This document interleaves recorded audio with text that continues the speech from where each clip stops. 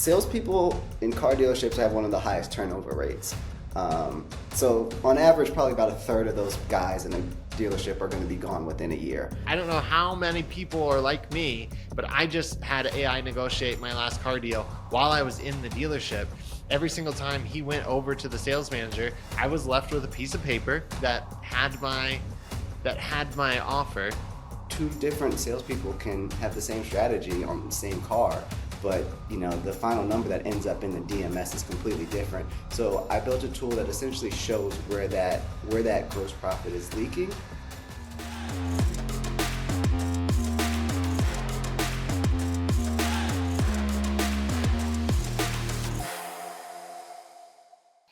Welcome to the Car Dealer AI Show. Today we have Brandon, founder and owner of First Pencil. His platform, we're going to check that out today, talk about the future of AI, everybody's position within this. On the Car Dealer AI Show, we speak to both dealers and vendors. So if you like that type of content and want to know everything that's happening in AI, we also have an AI news segment where we get together once a week and just talk about new things that we found, new headlines. Like and subscribe to this channel. We also have a Facebook group, AI and Automotive. Join in this conversation. But let's jump right into this and stop wasting everybody's time. Brandon, I would love to know, let's just jump right into First Pencil. Like when I heard about it in the Facebook group. I immediately reached out and said, we got to know more. And, I believe First Pencil is an AI platform that allows, maybe I'll just let you talk about it. What is? Yeah. So I appreciate the introduction. But First Pencil is essentially an AI analysis tool that records and transcribes the actual negotiation or the customer interaction all the way to point of completion. And in return, it gives a few different data points. For one, it gives coaching strategies for the actual salesperson as to where they're losing gross, where is it slipping, where they're losing control of the conversation or the negotiation, and think tools that they can do to get better next time, as well as gives the aggregated manager view on their dashboard where they can see exactly how each one of their salespersons are performing, as well as common trends that are happening on their sales floor. Essentially, it's almost like a TO without TOing, where you can have full transparency, because I come from the dealership background. I've been on both sides of the desk as a salesperson and as a manager. So I know where two different salespeople can have the same strategy on the same car, but the final number that ends up in the DMS is completely different. So I built a tool that essentially shows where that gross profit is leaking. We track everything in these dealerships. We track response time, lead time, appointments set, front end numbers, back end numbers, but we don't track how we get from that original First Pencil to the number that ends up in the DMS. And that's what I built.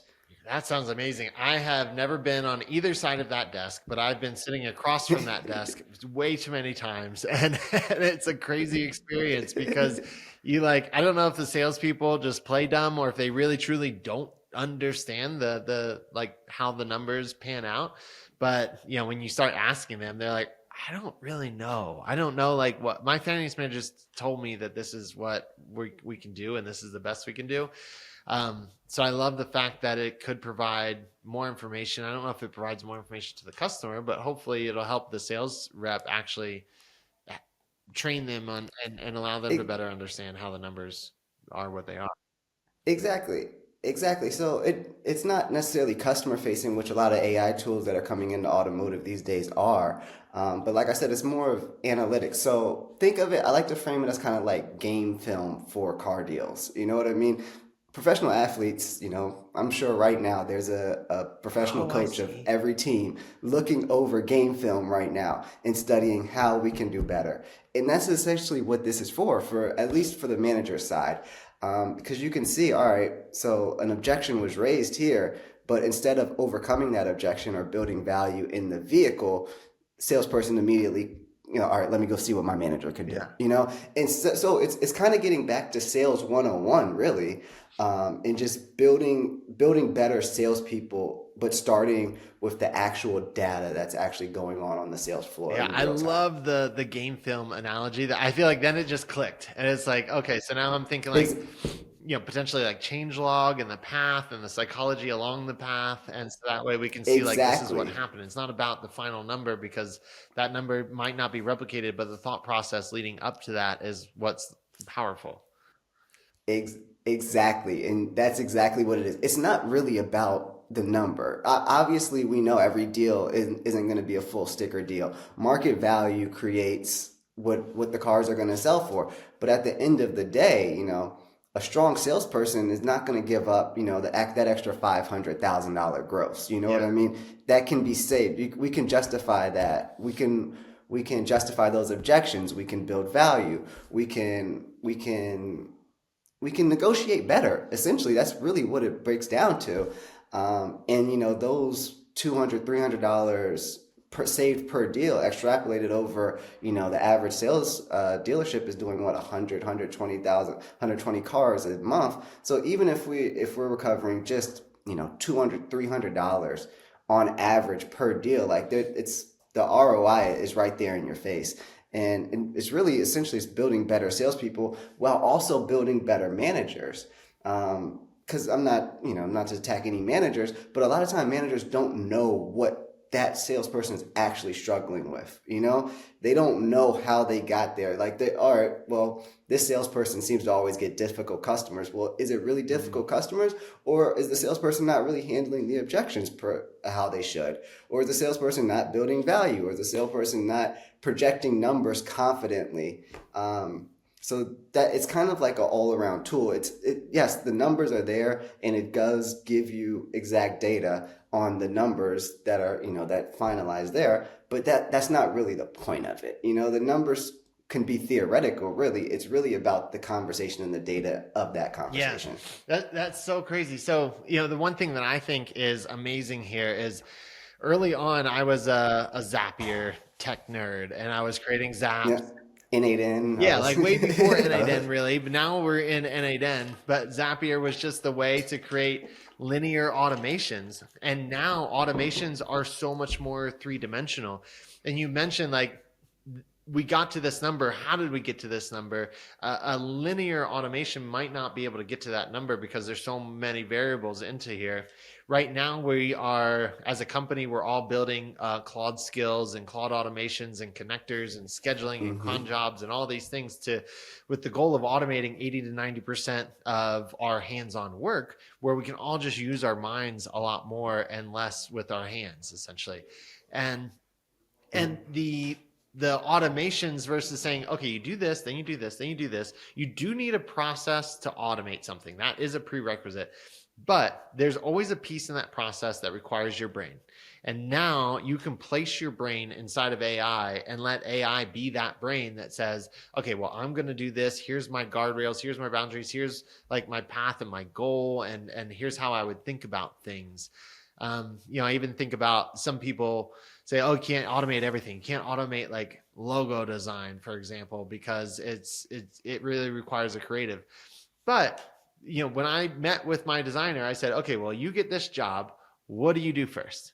And he was like, oh yeah, I go and Google things and I go and look for inspiration. And then I go over here and look for font styles that I think would match that personality. Then I go look at lines and then I go look for colors that I think would match the feeling that the client wants. And then I take all those things and then I get creative. It's like, okay, well, perfect. You have a process, and most of that process wasn't actually even creative. That was just a process that you followed. But you need that brain and that experience to be able to put that into AI. And it's so exciting that exactly. we're here today and we can all just get better at what we're doing. And just to kind of like piggyback on that, as far as the automotive industry in general, like we're we're one of people's two biggest purchases on average. Where they buy their house and they buy their car. It's the second biggest purchase that most people make in their lifetime.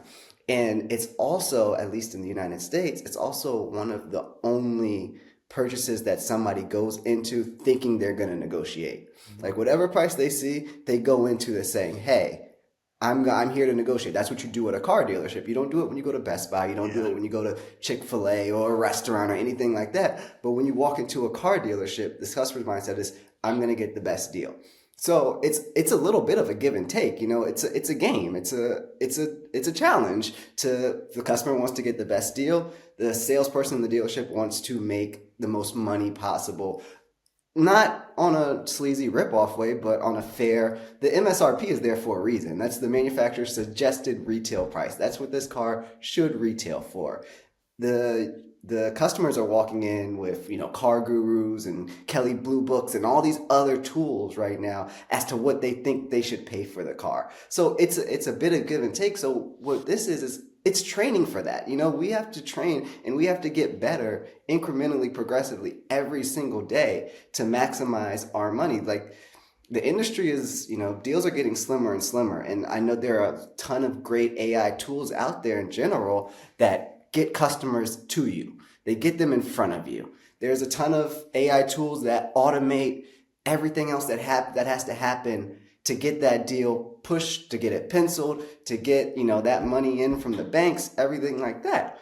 But this is a tool that will actually helps us squeeze every last bit of profit out of it by making better salespeople.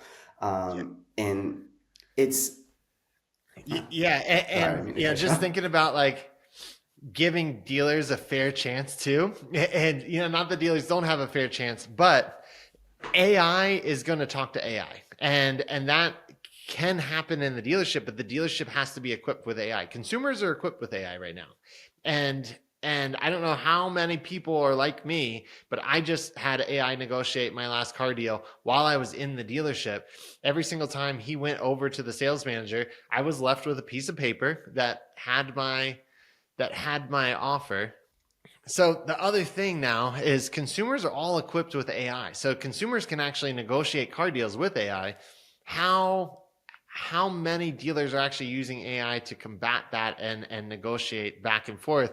I don't know how many consumers or car buyers are like myself who are AI forward and using AI literally in every way possible in my life. But my last car deal, I purchased or I leased a Sierra EV, and every single time I was negotiating, he would leave me with the deal sheet or like the four square.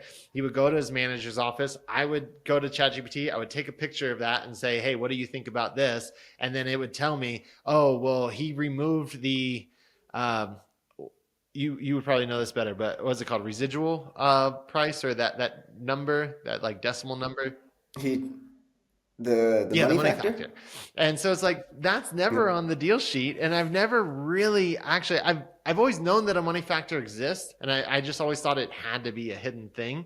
But the fact that ChatGPT told me like, oh, he removed the money factor, then it came back, and then it was this, and or I think I asked them, okay, once I get the money factor back, what should be a good range that I should negotiate to? And they said this, and then it came back at like 3.9 or whatever, and I was like, oh, can I get this lower? I think the last purchase I made was at like 2.8, and then he got it down to like 3.2, and it's like, and then I saved like $100 a month. I was like, Yep. this is crazy that like AI literally just negotiated my car deal. And I'm not a big automotive. I purchase about a car every single year, and I get hooked on trading in vehicles, but I've never really been a big negotiator. Like I think I'm a negotiator before the deal. So I like find my deals online and then go in. Hmm. But once I'm in, I'm just like, yeah, forget it. I'm just a nice, no conflict guy. Let me just pay MSRP and and Yep. buy all the clear shield upgrades and the floor mats and everything you're trying to sell me. And so I'm a sucker, but I felt empowered there. To imagine if AI is Yeah. empowering you on the dealer side. Exactly, and that's what kind of dealerships are struggling with. That's great on the consumer end, and it's awesome that the consumers are finding these tools to get them their best possible deals. But at the same time, if you look on the other side of that desk, I don't know. I mean, the experience of your salesperson, but salespeople in car dealerships have one of the highest turnover rates. So on average, probably about a third of those guys in a dealership are going to be gone within a year. Another third are probably they're car guys, so but they're gonna stay at that dealership for 2 or 3 years and they move on to another dealership. And then there's like a third that is usually like the core group of salespeople there. So if you run into those early, like you said, they're running to their manager every day, but instead of being able to handle those objections themselves, like, yes, the numbers are the numbers, but if we can justify why we're at the numbers, and maybe I don't have to drop the money factor just because you ask. So I appreciate it coming from you as like the consumer side, because like you said, most people, you buy cars about once a year. That's higher than the average American. The average American buys a new car about once every 4 years these days, and it's trending closer to 3 years. But as dealers, we sell cars every single day. So we need the tools to get better every single day. Yeah. So let me talk about or dive into the objection element here. So is there a recording device on the sales rep to actually hear the talk Yeah, track and everything? yeah. So it's an app on your phone or on your desktop mobile, and essentially once the interaction first starts, the salesperson just presses one button and it starts recording in the background. Now, out of the 50 states, 38 of them are one-party consent states. So that means as long as the salesperson knows that they are recording, then it's 100% legal. NAD has put out guidelines under this. There's already a lot of recording that's done in the F&I office, but not necessarily on the sales floor. And then once the deal has concluded, either the customer leaves or we finalize numbers, we agree on a price, they start moving on to finance.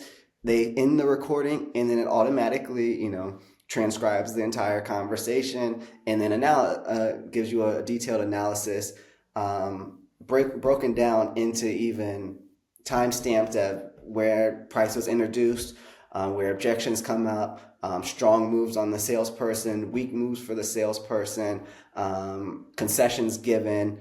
Even if a manager was to enter the conversation and what the manager allowed to do.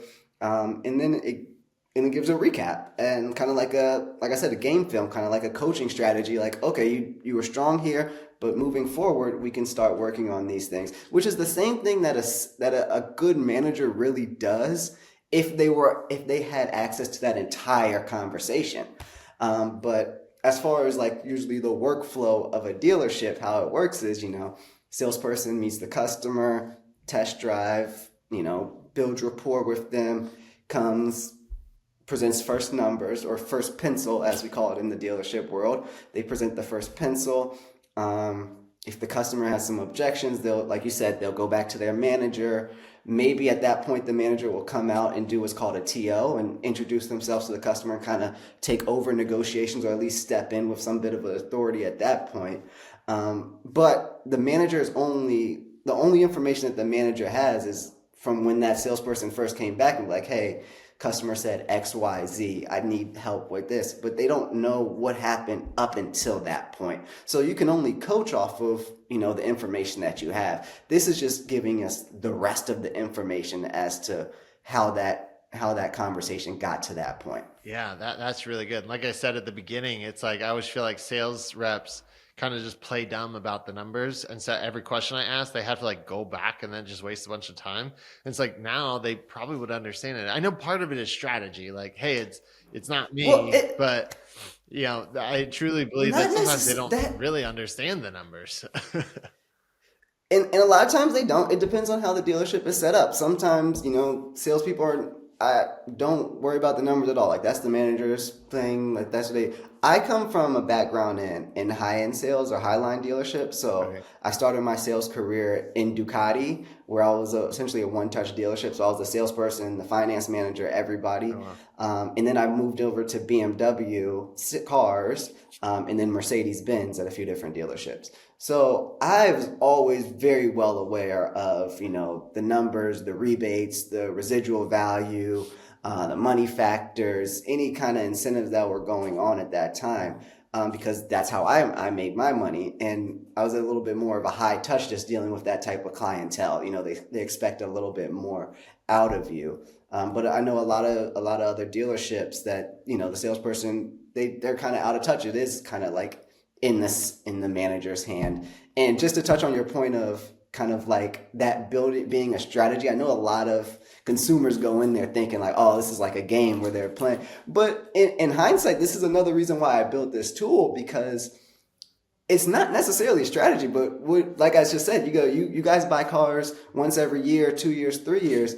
That sales manager is dealing with you as well as 6 or 7 other people in that showroom right now. So it's not necessarily they're stalling you out, but they are busy people, So they have to be in like multiple deals at the same time, and it's not just as easy as like, oh, can we lower our payment $100? I need to go in there. I need to check. All right, this is how much I have on the front end. These are the rebates that we have. This is the money factor. We're able to hold X, Y amount of points. How do I make this a profitable deal for us and make sure that the customer is still happy and getting what they want? So it's not they aren't just buying time to try to stall you out. There is work being done behind the scenes. Yeah. But I understand how it feels like that to a salesman, because like, why, like, I mean, for a customer, like, why am I sitting here for 20 minutes for you to come back with a $20 lower payment? Yeah. Like, that doesn't make sense. You could Oh man, as many cars as I buy now, I really hate car buying, and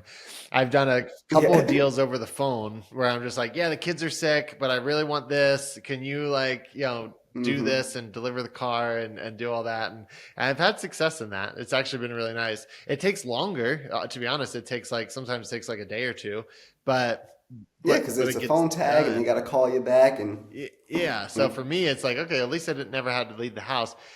So I'm really interested. One process that I hate that I think fundamentally has a flaw to it, thinking about like taking a lot of customers' time, is waiting for the finance manager to become available. So that way you can go through this bland spiel on all the F&I products that you're supposed to purchase and then sign on the line and make sure that you're actually signing for the deal. And it's not necessarily the process that I dislike. It's the lack of resources to get somebody like into the finance manager's office right now. To your point, you're funneling 6 or 7 different sales managers or sales reps into one finance manager most of the time, or maybe 2 if they're lucky. And when I go through this conversation, I'm like, voice AI could just do this. I think it would actually do better. I would probably buy more from AI than I would from this guy who's trying to sell me all these insurance products, and I don't trust him. And for me, I picture like a kiosk. So you go over to your kiosk, all of your situations in there. Maybe it has like 2 tablets, where one tablet is where you can like type or do something if you need to. And then the top tablet is like a long screen where they're showing the products. Then there's an AI avatar that's like talking to you and just presenting the value that you could purchase or that you could add on. Since you have been on both sides of the desk, and sounds like maybe even finance manager a little bit at Ducati, what are your thoughts on that? Like, can AI replace a finance manager? So theoretically, yes, of course. I mean, with the capabilities of AI right now, it can do the task. Now, car dealerships are still one of the most highly regulated industries in our country right now. So I don't think that there's a lot of stuff that goes on behind the scenes of like actually getting deals funded for customers, and there's a lot of things that have to be done just right, or the bank is going to kick it back, or the state will kick it back when you go to register the vehicle. So that's why it's still very much a hands-on human process when it gets to finance. And then also a little bit more of kind of like the inside baseball type track with how dealerships actually work. Like most of the time, just like you said, you're coming equipped with all of the resources to get the best deal on the car. That's the front end of the car. Front end numbers are very small. Front end margins are smaller and smaller and smaller since, COVID happened and everybody was making a ton of money. But since then, the front ends are getting small. So dealers are making up that money. They rely on that finance to keep the doors open. They rely on, making money off of the finance, making money off of the aftermarket projects or the warranty, and then of course the service side. So again, this first pencil, like the kind of like the tooling behind it, or the idea behind it, is already in practice in a lot of finance offices already, because we have to squeeze every dollar we can, not in a predatory way, out of the customer, but we have to maintain that, these dealerships are still open and are profitable, so we can serve customers, so people can buy cars, so people can service their cars. So we still have to make a profit there, and the finance office is a huge profit maker for dealerships. So I think, and in general, the automotive industry, I don't know if you've seen this, but I guess this kind of infrastructure, this world that we're both kind of living in right now, with like the AI and automotive, and kind of like bridging that gap, we're a little bit more forward, but a lot of dealerships are still very old and antiquated. And they're not, it's their own kind of if it's not broke, don't fix it type of mindset, so it's a harder to get them to adapt to new tools and new systems like that. But I think that we're getting to a point in time where it's inevitable. Like we know that it's coming. And I built when I was building First Pencil, I had that in mind. I know that customer facing AI is a very hard sell for a dealership. Appointment settings, lead generation, that type of stuff, they're starting to warm up to, and more people are adopting it. But at the same time, there's still a very much of a human element that goes into a car deal. Like I said, it's a very big purchase. A lot of times it's an emotional purchase.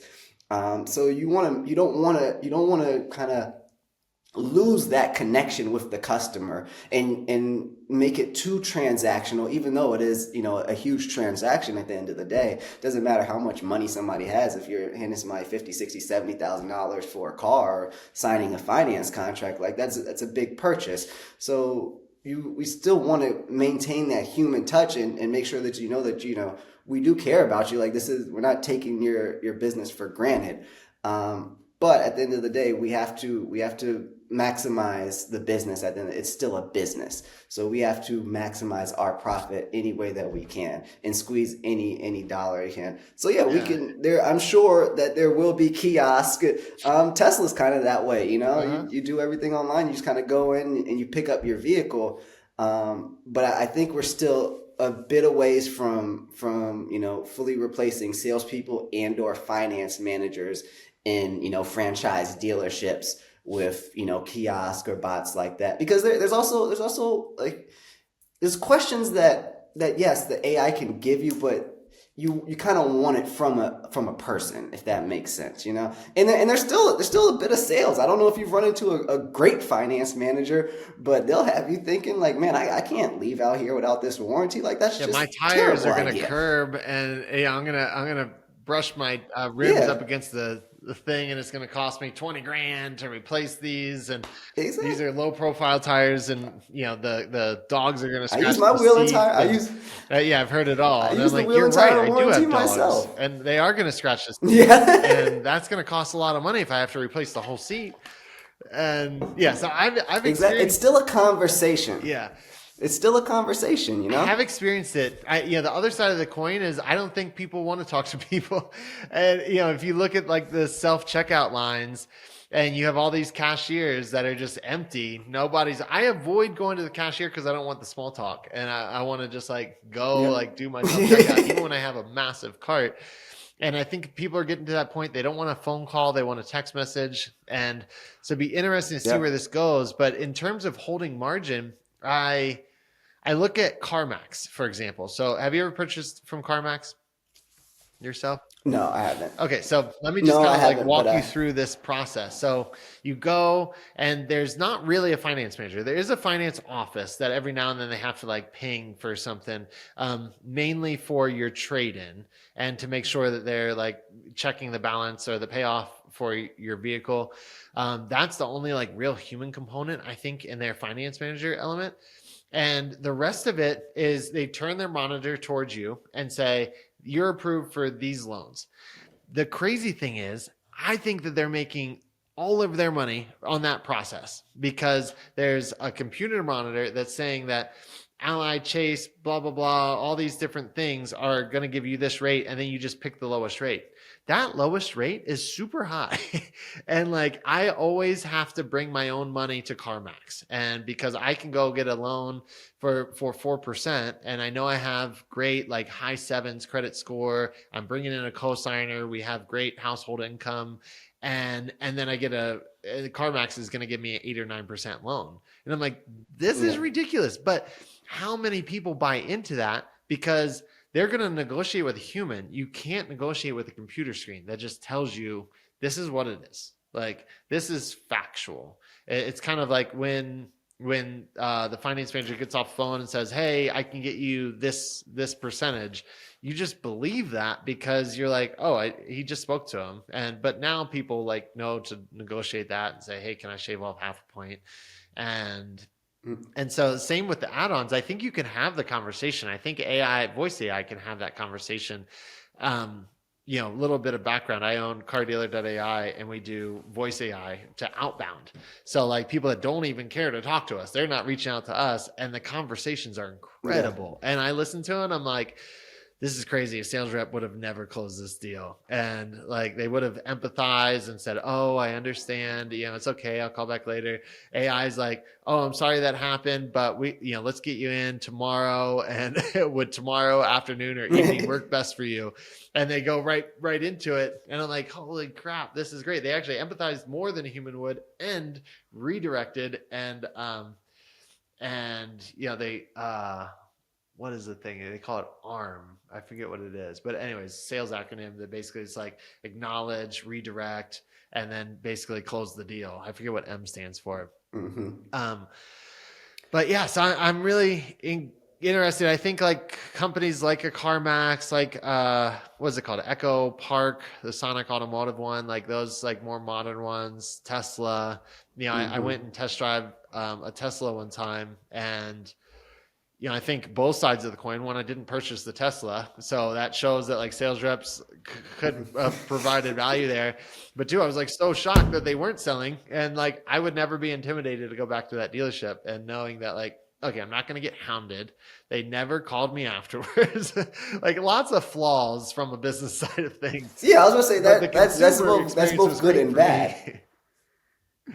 But so that's why me building this coming from Highline, it's a little bit different of an experience, because I it's customer service at the end of the day. We're not hounding people as like a take it or leave it deal. Like, we are building value. We are building relationships with our customers. It can be a longer term. Yeah, I have a customer that could come in and buy a G-Wagon right off the floor if we have it available for 20 grand over sticker, 25 grand over sticker. But also, like, I'm dealing with customers that, they might come in and test drive a car that's aspirational, you know what I mean? And they're not there yet, but because they got that great experience and that great service, and I treated them like they could buy whatever they wanted right now. Once they're ready, they come back and they buy those cars. So it's not necessarily like a take it or leave it. All right, on to the next one, on to the next one, on to the next one, which is great. That's how you get your money, but it is a bit of more relationship building. And just to kind of go back to your CarMax point, like they're able to do that because people go in there with the expectation, I'm not gonna negotiate. They don't negotiate. Like in a lot of franchise dealers, on their pre-owned side at least, they are going to that CarMax model. And they have been for years as to one price pre-owns. New cars are still market value, if you will, but a lot of dealerships are going to one price when it comes to pre-owned because of what CarMax does. So like, you have your front end built into that price. So that's why CarMax can, sell it for a little bit cheaper, because they're making their money back off of the 2 points, 3 points, or whatever they're holding on the back end numbers if you do choose to finance with them. Yeah. What car dealership do you work with? Are you with a car dealership right now? No, so my last car dealership was a Mercedes dealership in Northern Virginia where I live. But I left at the beginning of this year to go all in on First Pencil and some other tools that I've been developing. I love it. That's so exciting. So I took the leap of faith, man. Yeah, I took the leap of faith. Really so far, so good. Now, do you have active clients on First Pencil at the moment, or is it still in build or beta phase? I have acted. So I It's a little bit of a beta. I have active pilots out there, so I'm building the data. I'm growing it. I'm still fine tuning the system, but it is actively out there in the market, and being utilized right now.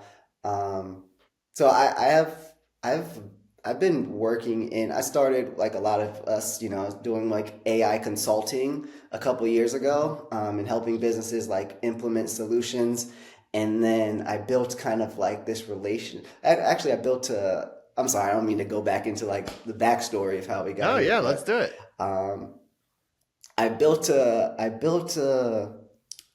soap, essentially like a note taking tool for optometrists. That was a client of mine, where essentially, during her optometry visits, she just voices all of her technical stuff and, what's going on with the eyes, and it automatically generates her notes for that appointment. So that's something that saves her, 10 to 15 minute per appointment that she's doing every day. So but I realized like, all right, so now I understand like transcription and analysis and things like that. And I was like, well, I come from the car dealership where I don't really know about optometry. I can train it to like pick up, and it works great for her. But I also see salespeople every day that are, that I'm like, oh man, I'm just walking by and I hear in the office like, oh, you shouldn't say that. You should do this. There's a better way of doing that. So I was like, well, let me apply my knowledge for the industry that I come from and into the technology that I've been learning over these last few years,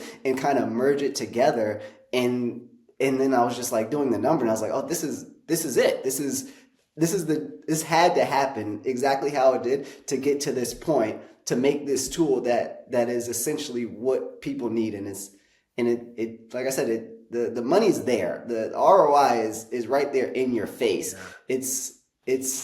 It's right there. Yeah. So that's kind of how we got to I First love it. Yeah, Pencil. going back to your roots. And I do that a lot, to be honest. Is I've been in automotive. I accidentally got into automotive when I first started, and I worked at an automotive. There was only like two employers around our college, really, and one of them was called Haystack Digital, which was a paid search and SEO company for car dealerships. So I got into there. Then I went to AMSI, worked at a Mercedes-Benz dealer, or sat in Mercedes-Benz of Naples as like their marketing director, and then kept on climbing through like different things. And then 2017, I took that leap of faith. And I've always considered building things for other industries because I've always been in the marketing side of things. And I'm like, oh, I could do this for dentists, and I could do this for, blue collar and all these other things. And I'm like, I just really like, or not necessarily really like, but I really know automotive. Like I just know how car dealerships work. I'm good at speaking to Yeah. general managers. That Yeah. in itself is its own like skill. And a lot of times we'll get clients from, Yeah. I'm somewhat well networked with a lot of other marketing agency owners, and then they'll say, "Hey, John, I have this client. He's an a-hole, and he's doing this, and he never gets on Zoom meetings, and he won't talk to me. And like every single time we're talking, he's penciling deals and talking to other people at the same time. I'm like, yeah." Give him to me. I was like, "That's my client." That's exactly. Like, that's how I Yeah, know how to I work speak with. his language. And so once Yeah. you have that expertise, like don't leave your industry. Know that like that's your superpower right now. And so that's And I fought it. yeah. Yeah, so sorry. I was fighting it. But then like I literally had an epiphany, and I was like, this is what I have to do. Like this is what I have to build. Like, and then I just kind of put my head down for like 2 months, 3 months, and just like started essentially what became First Pencil. Yeah. But yeah, you're right. And then also to piggyback on that again is like the automotive industry is very hard to break into, but once you're in because it's so close knit. You know what I mean? Everybody works with, at least in like a geological area, everybody kind of knows everybody, and that just spreads and spreads. Because I was working with him and he was a salesperson here, and then I moved to this dealership and he moved up to manager, and I used to work with this guy, so everybody knows each other. It's a small network, But at the same time, if you don't know that network, if you don't know the language, like I've seen so many like different vendors like come up to a dealership and they won't give them the time of day because it's a tech guy. You don't Yeah. I don't want your little tech tool. You know what I mean? We're good with our e-leads and our DMS and how Yeah. we have our system going right now. And you coming in here telling me all these technical terms, like that don't mean nothing to me. I need to sell more cars, and you're holding up my progress right now. So, Yeah, I so remember that's dealing where they with get. Reynolds and Reynolds and doing analog and like pressing 5 and going here and then scrolling Yeah. down a little bit. It was just like a blue and yellow screen. But like dealerships loved it. They're like, oh, it's like hotkeys. Like I could just breeze through this. I don't want the user interface once that rolled out. I was like, this is so And crazy. I don't even think they love it. I just think, like I said, I just think they're accustomed Yeah. to it, and they're scared of a lot of times scared of change. And it's just like these legacy tools that have been in the system for so long. Like I've never been at a dealership out of all the dealerships that I've been to, or all the salespeople that I know. I've never been at a dealership where somebody says, "Oh, I love my CRM. I Yeah. love our DMS." Like nobody likes Oh, these no systems, way. but they know they're used to them, and it's like it don't broke. All right, it's working right now. Let's not mess with this. You Yeah. know what I mean? Yeah, like e-leads and Vin So solutions. I'm a that pretty technical guy, but when I get into those platforms, I have no clue how to pull a report or to like look at leads or to exactly. understand anything. And they're like, no, we get it. I mean, we know how it works and they like it. It's funny. And I'm telling you, salespeople and managers maybe use 10 to 15% Yeah. of really what's in there in e-leads, like there were so many pages of Vin solutions that I've never even clicked, you know what I Yeah, mean? and honestly, that um statement is worldwide. It's not like just within the industry. It's industry no. agnostic. Right now, there's a massive threat to CRMs and HubSpot and Salesforce with vibe coding right now because of the fact that Yeah. like HubSpot and Salesforce, they're really amazing tools and they have a ton of features and they price based on the fact that they do have a ton of features. But the reality is most people just need like a pipeline or contact management and notes and then they're Yeah. done. And then they're like, okay, yeah, I'm set. Like I don't need to Yeah. pay $20,000 a year for a CRM when all I really need is like a nicer version of a spreadsheet and maybe the ability Exactly. to email from there. But it's the same. Or set up like drip campaigns or something like that. Something Yeah. very simple. I actually did the same thing for a close friend of mine, not even really a client, but a friend of mine. He owns a travel agency and they do like, big group things and, remote weddings or and things like that. And he was like, yeah, I'm pretty much working off a spreadsheet right now because like the CRMs are so expensive, I can't justify it. I was like, man, we can build you this thing in an afternoon. And I did. I built him a CRM that does exactly what he needs it to do and none of the other stuff, none of the other fluff. And he's like, oh, this is great. This is like, it's just so simple. These tools are out there now. It's, anybody can really build anything these days Yeah. if you just put your mind to it and learn how to do it. But the barrier entry is so low now. It really just takes the effort and the know-how to do it. Yeah. I have this kind of side project that a client of ours requested. And I can't say, I don't think I should say all the details right now, but just know it's like it's a button inside of the SRP and VDPs. And it has like a kind of a marketing funnel set up to it. And he's like, oh, this dealer pays $695 for this. And he pays for the whole group $695 a pop. And he's like, can you recreate this? And I feel like you would have the ability to do this, knowing that we develop AI software. And our team was done in 2 days. And honestly, it looks way better than the existing technology. And we said, okay, it's done. We'll sell it to you for $495. We just acquired a whole group. And it's like, Yeah. it probably costs like 50 or $100 in tokens or credits inside of. Yeah. We built it inside of a Yep. vibe coding application that we use a lot for like a lot of our software, and that leverages Claude internally. But yeah, it's wild what you can do. And I just spoke to a friend of mine yesterday, and he has a lot of close connections in farming.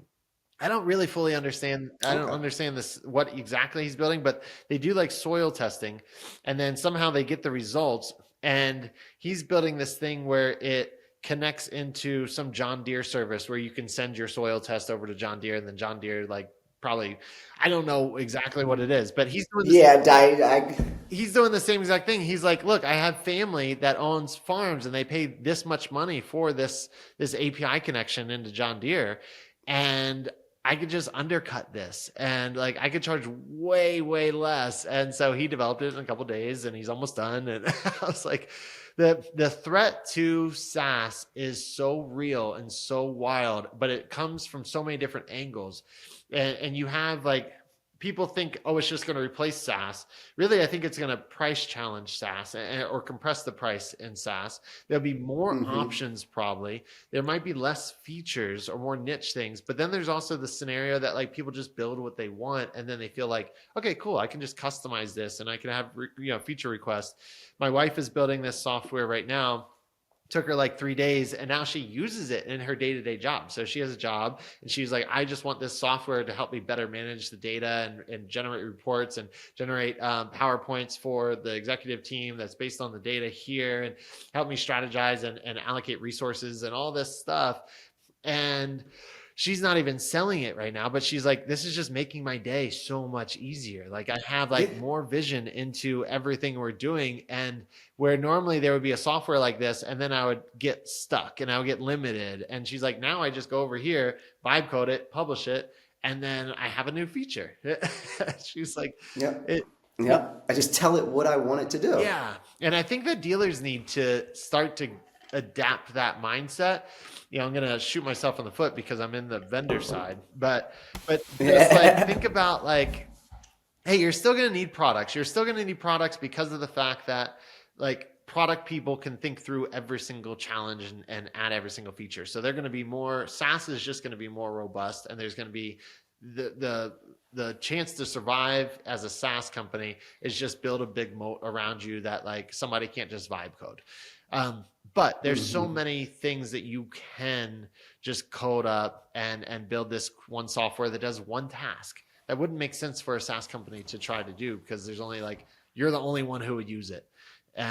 Or they wouldn't be able to Yeah. sell it, or it's only worth like $4.99 a month, or $5 a month, or something like that.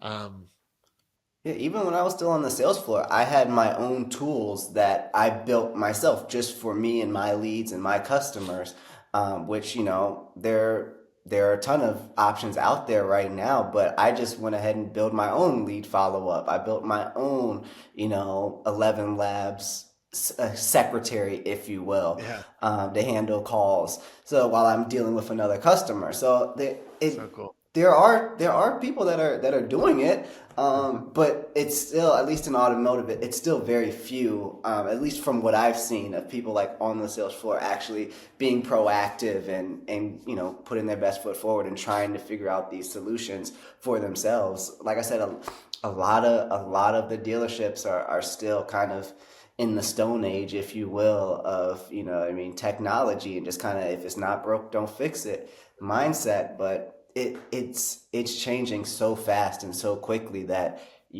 everybody has to adapt. Like you have to, and the numbers are showing it. Like I said, like they're not losing front end on all these car deals for no reason. They're losing it because customers are coming in more equipped, and they're being equipped by these services, by AI tools, by a lot of different information that is out there. So we have to find a way to combat that and make sure that we still remain profitable as a business as a whole. Yeah, 100%. And that's what this show is for. I think that this show was built to inspire people and to show dealers and vendors alike what's working, and just keep on pounding these ideas. We've spoken about things in a previous show about how to acquire vehicles via dealer trade, and brainstormed like what that software could look like. First Pencil, this was amazing. Thank you so much. I think that this is, again, just really, really great inspiration. I hope people picked up some things. How could people contact you, Brandon, if they wanted to see more about your product? So they can contact me directly by email. That email is probably Brandon at firstpencil.io, and it's the number one ST pencil. .io. Also, our website, firstpencil.io. We do have a wait list right now, but you can sign up for the wait list and I'll reach out personally, or somebody from my team will reach out personally and, tell you what onboarding would look like. But yeah, I'm about out and about. Also on Instagram, firstpencil.io. So we're out there and we're trying to build our network and we're trying to work with more people to get the data, because the more the better data that we have going in, the better output that we have going out. So the only way we can do that is by getting more people using this system and getting it better and better. And like I said, the ROI is right there. Even on a super duper conservative number, if we were saving $150, $200 per deal, which is extremely conservative. I've seen some salespeople that are using it, they start averaging $500 to $600 more per deal just by becoming essentially better salespeople. But extrapolate that over the amount of units that somebody does at a dealership, and the ROI speaks for itself. So yeah, I'm happy to talk to anybody, happy to, show the service. I really appreciate you in this platform. This is kind of exactly what the conversations that I've been looking to have, and in the network of people that I've been looking to find, because I think you get it. I think a lot of the viewers here and the people in the Facebook group where we met, I think everybody kind of gets it. And I think we were starting small, but it's growing and growing and growing. And we're kind of at the genesis of this kind of revolution within the automotive industry in every different way that it's going to play out. It's not just going to be, analyzing like first pencil. It's not just going to be like outbound calls. It's not just going to be lead generation. It's going to encompass every walk of life, and on our personal lives and our professional lives, everywhere. It's just inevitable and it's coming. So I think we should all hop on board and make the best use of it as early as possible. Yeah. This was an incredible conversation. Like you mentioned, the Facebook group, incredible conversations in there. A lot of controversy, which is actually kind of fun. Like some people are like FAI, and Exactly. some people are like all in. AI is going to replace us all. We're Yep. excited about it, and it is really interesting. So definitely join the Facebook group AI and Automotive. I love what you mentioned about like it. AI is going to encompass everything. And what I really like, and what I've been telling a lot of people is, like right now, I personally and my team are tackling outbound voice AI to reactivate customers that are unsold CRM leads or past customers or long-term follow-up that humans just can't possibly do on both the sales and the service side.